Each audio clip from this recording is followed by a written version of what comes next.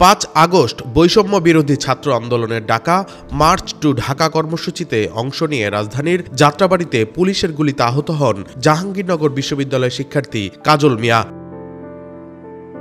3 মাসেরও বেশি সময় নিয়ে চিকিৎসা নিচ্ছিলেন রাজধানীর নিউরোসায়েন্স হাসপাতালে।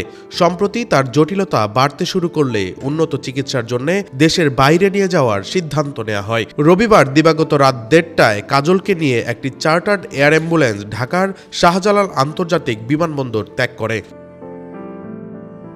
এ সময় বিমানবন্দরে উপস্থিত ছিলেন স্বাস্থ্য উপদেষ্টা নূরজাহান বেগম, স্বাস্থ্য অধিদপ্তরের মহাপরিচালক অধ্যাপক ডাক্তার মোহাম্মদ আবু জাফর এবং ন্যাশনাল ইনস্টিটিউট অফ নিউরোসায়েন্সের পরিচালক অধ্যাপক ডাক্তার দীন মোহাম্মদ। এর আগে জানানো হয় সরকারি খরচে কাজলকে বহন করার জন্য এয়ার অ্যাম্বুলেন্সের ব্যবস্থা করা হয়েছে। তাকে উন্নত চিকিৎসার জন্য থাইল্যান্ডের ভ্যাসথানি হাসপাতালে নেওয়া হচ্ছে।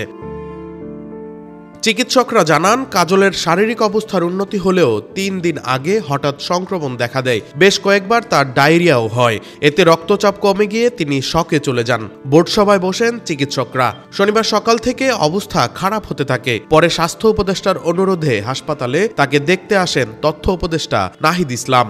চিকিৎসকের সঙ্গে কথাও বলেন তিনি। পরে দ্রুত কাজলকে থাইল্যান্ডের ভ্যাসথানি হাসপাতালে নেয়ার কথা জানান উপদেষ্টা। চিকিৎসার খরচ ও ভিসার বিষয়ে পররাষ্ট্র মন্ত্রণালয় ও অর্থ মন্ত্রণালয়ে যোগাযোগ করেন নাহিদ ইসলাম। এরপর কাজলকে এয়ার অ্যাম্বুলেন্সে থাইল্যান্ড নেয়ার কথা জানান তিনি।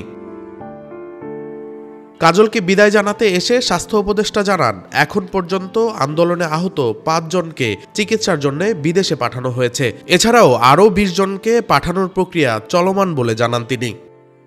Desk report, metro TV.